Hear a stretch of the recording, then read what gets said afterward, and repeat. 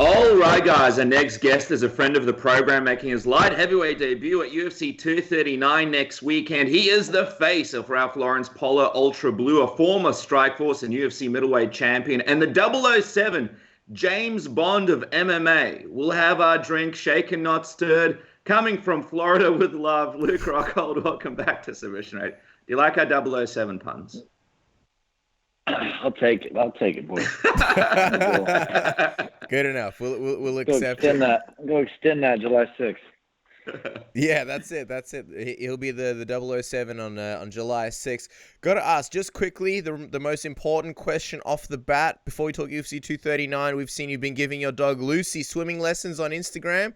You kind of you gave her a bit of a debut on the program a while back. How's she going? Any truth to her joining the 2020 Olympic team in July? She's doing well. She's a little athlete. We gotta get her back in the water. Gotta get her adjusted. So, good partner in crime. Well, speaking of other fun things, of course, you mentioned it. In July, you'll be fighting.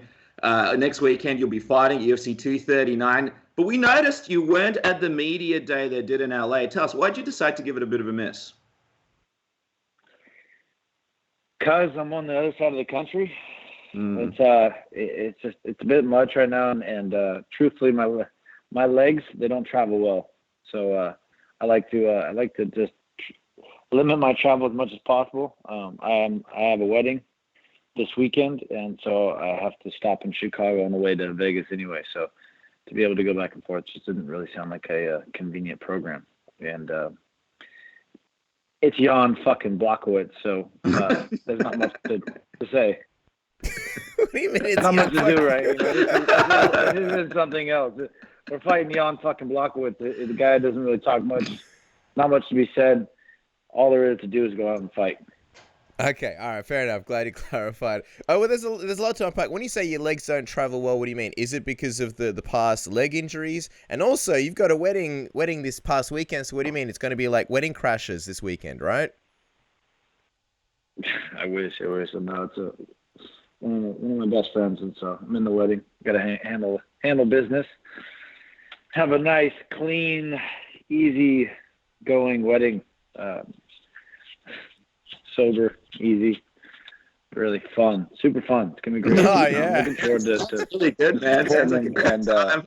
Sober at a wedding, it's gonna be wild. Everyone's gonna be enjoying themselves. I'm gonna tuck myself in and get a run that night. I'm sure. Oh god, not your ideal wedding situation, but I'm gonna make the most of it. Do you have to do a speech? And if so, do you have anything prepared? Any good one-liners? I'm more off the top kind of guy. Obviously, the alcohol helps that situation, and there won't be anyone. So expect disaster. I'll tell you what, they really should use the video of your speech from the wedding as the promotion of you for UFC 239. Forget this media day in LA. They should bring cameras to this wedding and see what happens. And I was going to say, ultimately, Jan looked like a guy who went to the prom by himself at this media day. He had to do a stare down all on his own. Is giving Jan the feeling of loneliness one of many Luke Rockhold's mind games going into next weekend? Loneliness? No, you're going to feel real comfortable. I'm going to make him feel real cozy, sleep tight. How are you feeling about this fight now that it's sort of a week away? I mean, the story here is obviously, when you first began training for this fight, you moved to 205. How's the body sort of healing up? You mentioned that your legs don't travel very well. How is the body and the legs these days? Legs doing much better. Body's, it's a completely different place. In training camp, no issue with weight. Weight's falling off easy. I'm eating healthy, doing what I need to do. So, not nearly as broken down. Feel good. The legs are just they're just damaged. Once you've kicked as much as me and you've damaged the soft tissue, you've had all those contusions, you get edema, and it's just you have to wear compression socks. And my legs still up. It's not a fun program, but that's the life of a fighter. I think I destroyed my legs pretty good when I fought Jacare back in 2011.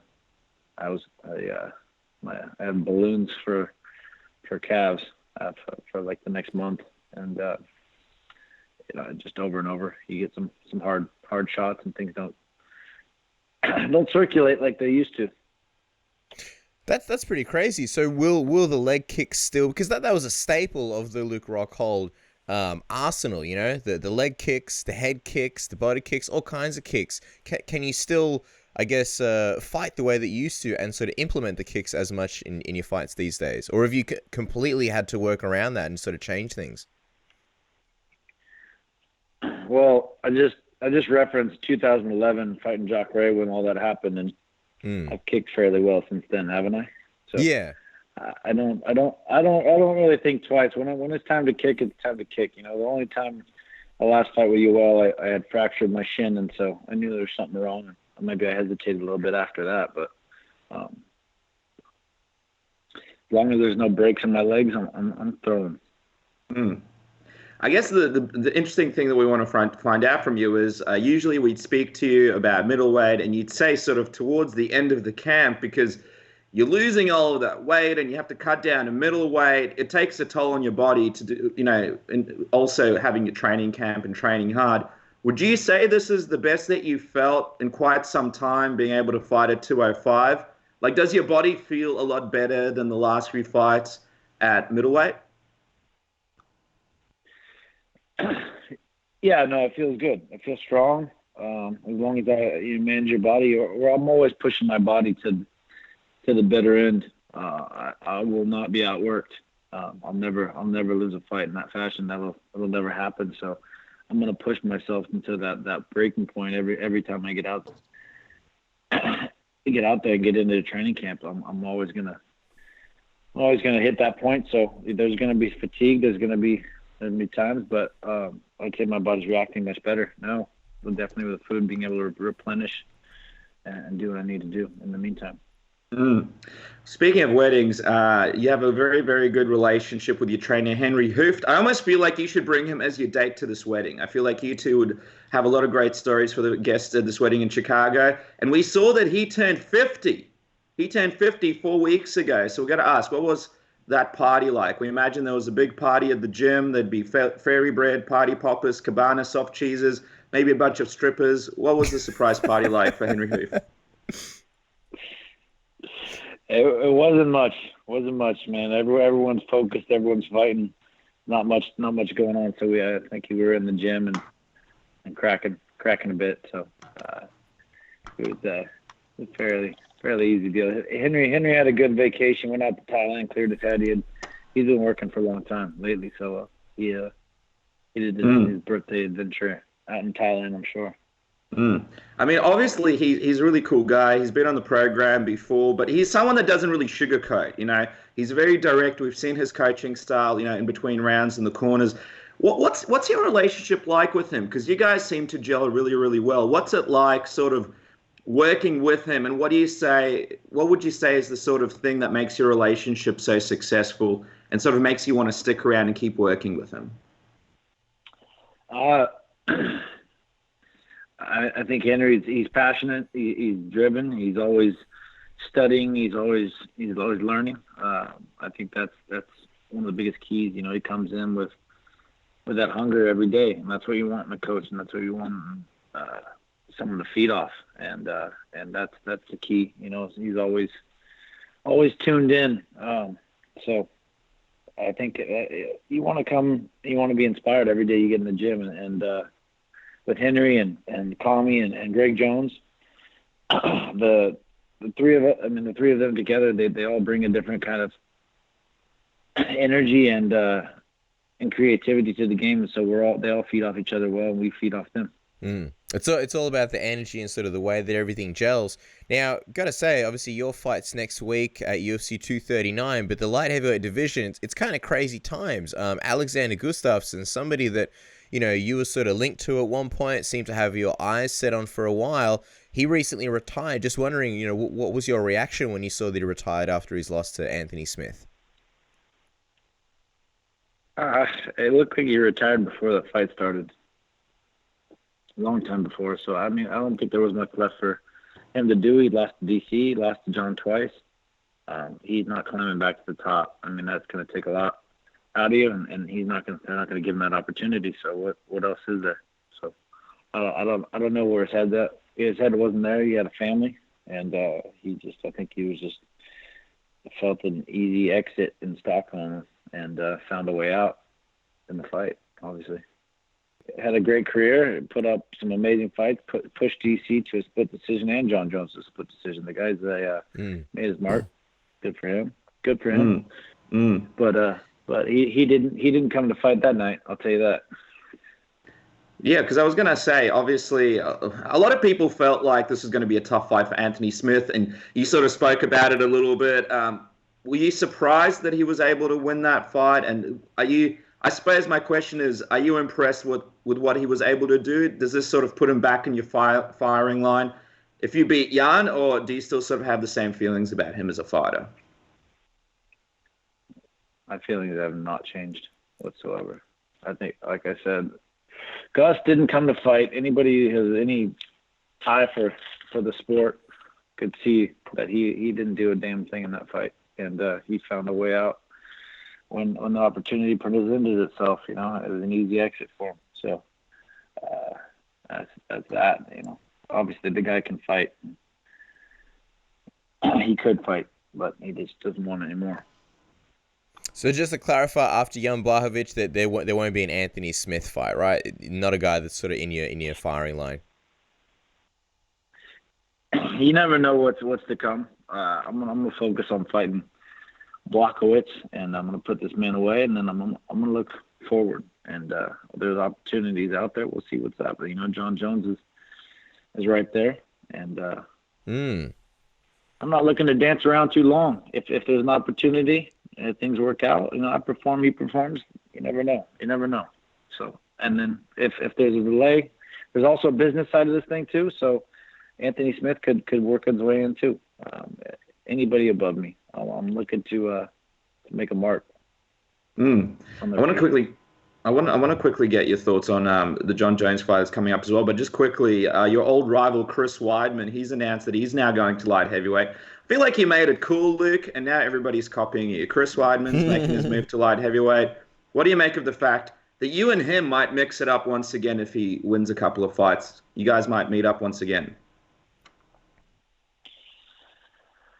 Yeah. I think it's a good move for Chris. He's probably a bit drained. He's a big guy himself, so he should translate well.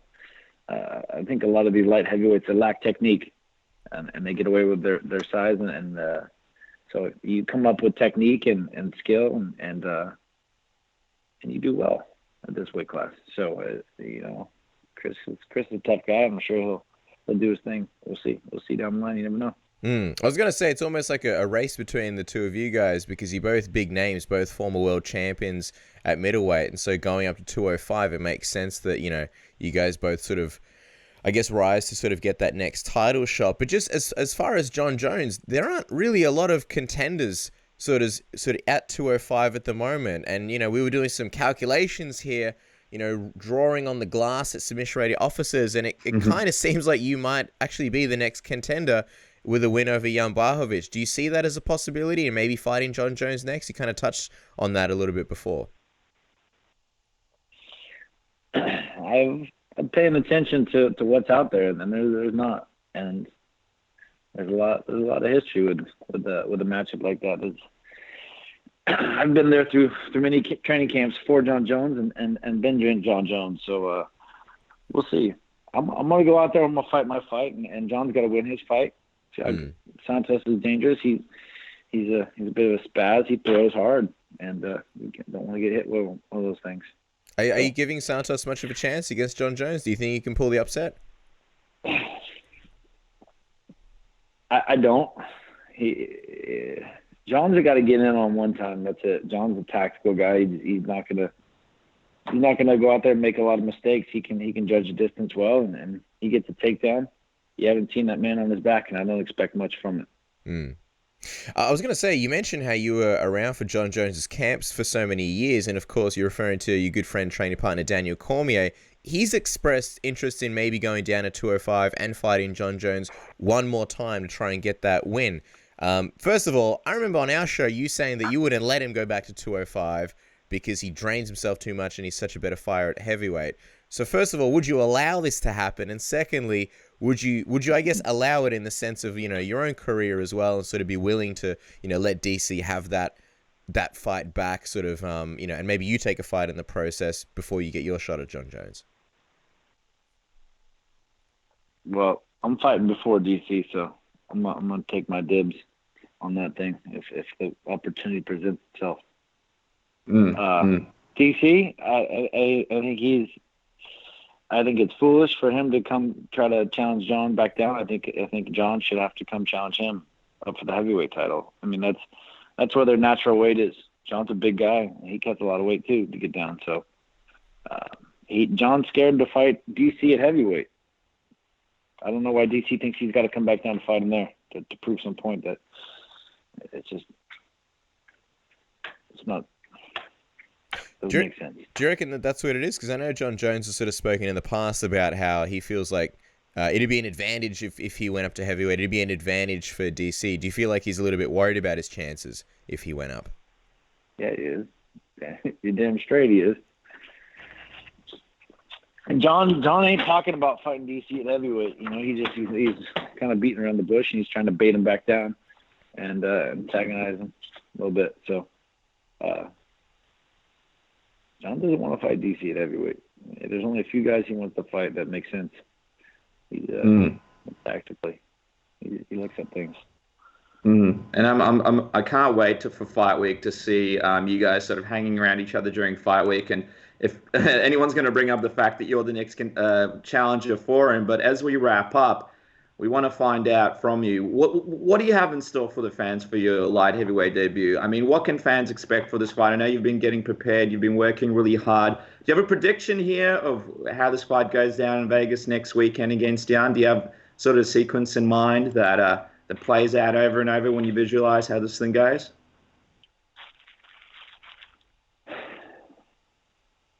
I'm faster than all these guys. I'm more technical. These guys can't make mistakes.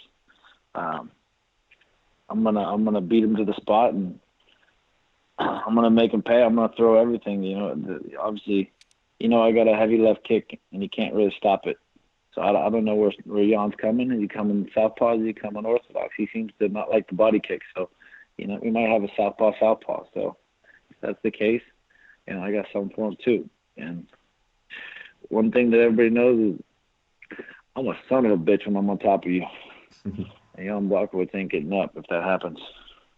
Well, we've seen that many times, Luke, and we know you're dangerous there. Can't wait for next week. Obviously, the kicks are back. Luke Rockhold at 205. Finally, you and Jan Blachowicz will have a stare down. He won't be, he won't be there by himself. So that's something to look forward to. Catch him on Twitter and Instagram at Luke Rockhold. And of course, at UFC 239 next weekend. Luke, always appreciate you coming on the show, man. Thank you so much. Appreciate the time. Cheers, guys. Thanks, Luke. Best of luck at this wedding, and we'll speak to you soon.